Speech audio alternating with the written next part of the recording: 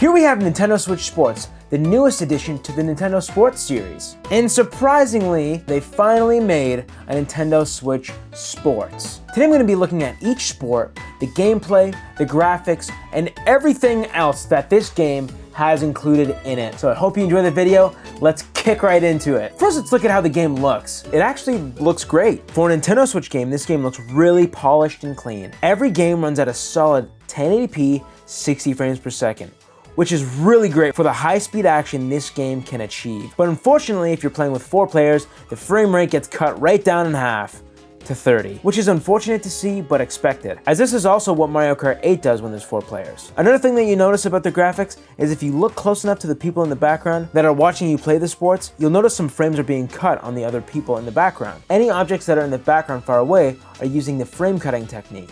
The frame cutting technique is used to limit the amount of power that the Switch needs to run the game. Another thing you notice about the graphics is of course the area you're playing in, Sparkle Square. Sparkle Square is a very corporate, high-tech kind of vibe that I found really appealing, but I definitely prefer the good old Woohoo Island that was seen in Wii Sports Resort. In this game there are 6 sports: volleyball, badminton, bowling, soccer, chambara, and tennis. There's also a planned 7th game that comes out in the fall, this being golf.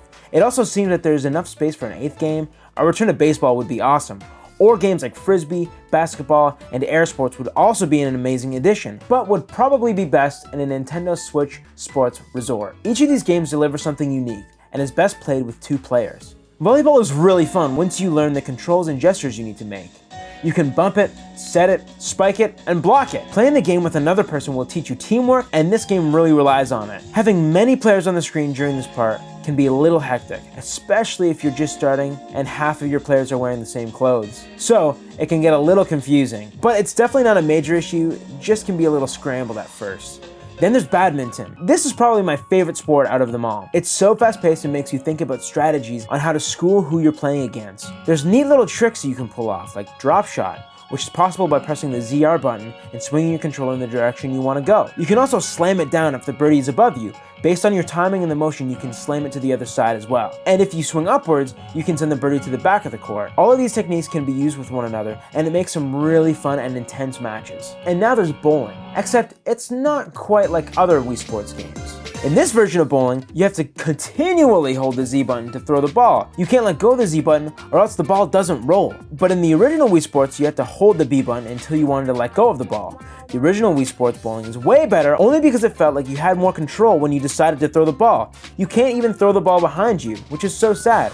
You need to keep holding the ZR button while you swing. You can't let go. In this Switch Sports game, they've made releasing the ball completely automatic, and that really bums me out. But bowling does get a couple buffs, like how every player can bowl simultaneously. You don't need to wait for each other's turn to end. There's also special lanes. These lanes have obstacles on them, and it's a fun challenge getting past them. Wii Sports Club did something like this as well, but I think that this special bowling is really special. Next in the Switch Sports, we got soccer. Soccer is the game that has most to it, meaning the hardest to learn and get the hang of. This is the only sport that requires players to use both Joy-Cons. You use the left Joy-Con to kick the ball right, and run with the analog stick, and sprint with the L button. You can also use the right Joy-Con to kick left, jump, and call here. If you swing the controllers upwards, the ball goes up. If you swing the controllers down, the ball flies low. Swinging both controllers simultaneously allows you to do a headbutt and decreases your stamina.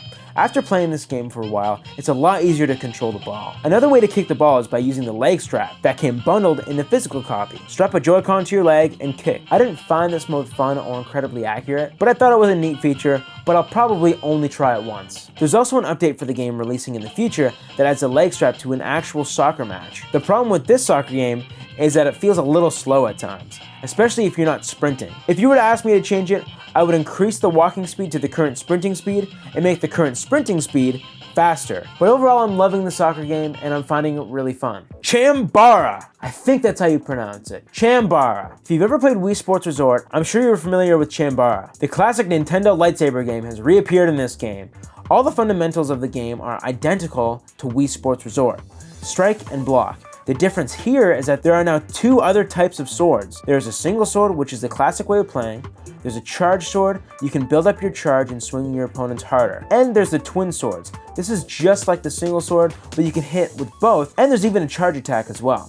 This game is accurate in your swing most of the time, and I rarely need to recalibrate the remote. But if you do need to recalibrate, it's as easy as pointing forward and pressing X, or the up on the Joy-Con's D-pad. Only complaint I have about this game is the falling in the water part. In Wii Sports Resort, your body goes into some sort of ragdoll state, whereas in this game, it's definitely more of a stale animation falling to the water. Definitely not a major problem, it's just something I noticed. Finally, we have tennis. This game is pretty much a slower paced version of badminton, but it's a lot more demanding with the timing when you swing the Joy-Con. If you swing too early or late, the ball flies out of the court. Getting the hang of timing took a bit of playtime, but it was fun once the players learned it. And unlike badminton, this game can be played by up to 4 players at a time. And this is the only 4-player game that runs at 60 frames per second during local play, with all 4 players playing at the same time. Playing 4 players is a blast once everyone understands the timing aspect. I will also say that tennis in this game is just as accurate as the original Wii Sports that came out 16 years ago. Probably a little more accurate, but it is feeling just as accurate. Something that I feel was missing in this game as a whole was the extra modes, like training and fitness, which were both present in the original Wii Sports. I truly wish there was tennis target practice and fun side games like that, but I can only hope they add things like this in future updates of this game. Now, of course, let's talk about the online features. There aren't really ranking systems in this game, but there are leagues. Each sport has a league. You can join a pro league, and pretty much what that is you get a letter grade. The more matches you win, the higher your letter grade goes. The more you lose, the lower your letter grade goes. There's also an option to turn off the pro league. That way, if you want to just play casually, or maybe you're trading the controller off with someone else, you're not losing or upgrading your score. This league system makes it really fun to come back to sports and try to improve to get that A+ grade. There is no levels or anything like that, just collecting points during a game to unlock items. While playing online, you get awarded points. Every 100 points you receive, you get a new customization for your character.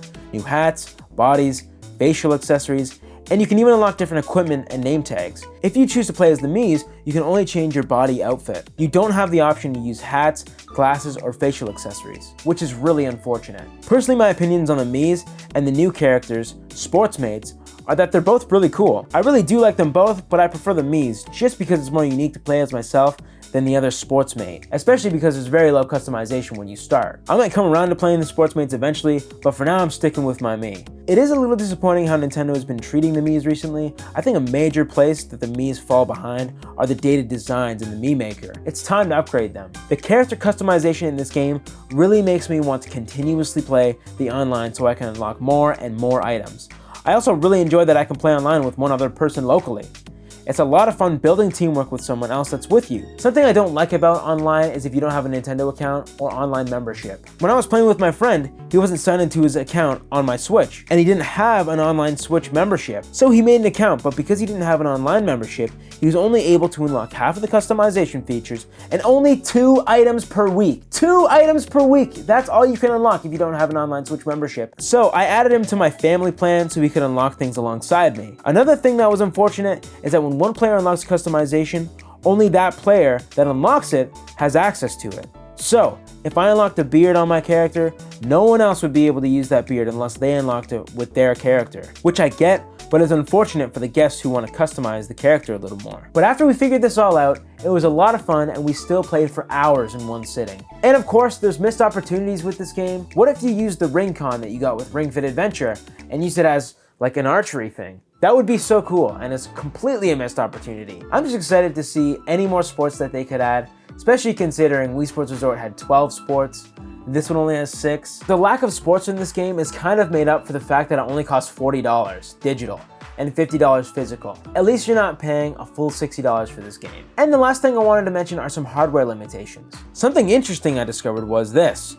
No more than 2 people can play off the Nintendo Switch dock, which is disappointing to see. You need to be docked while playing with more than 1 person in the room. This could be for a few reasons. Maybe it's because it's relying on the Switch dock for more power, and it can't play with 2 or more people for that reason. Or maybe it's because it's a small screen and you would need to be close to someone else to see the screen. And with a game that uses motion controls, people may end up getting hurt because of that. So I get why they would only make this a single player handheld. It's unfortunate for people that bought this game hoping they could. Oh, and with that being said, to all you Switch Lite users, it's the same thing with you. You can play it on Switch Lite, but you need a set of Joy-Cons. And by the time you spend money on Joy-Cons, you might as well have just bought a normal Switch for that price. With all that being said, I would have liked to see more handheld capabilities, but this is fine. Just surprised you can't even bowl with 2 people. Oh, and I know that the icon on the back of the physical case says you can't play with more than 1 person handheld, but I didn't realize that, so I wanted to mention it here. And there it is. Overall, this game is by far my favorite sports game on the Nintendo Switch so far. I've been playing hours and hours of it non-stop. If you want to see more videos like this, click here. And to subscribe, click here. I hope to see you in the next one. Thank you all for watching. See you later.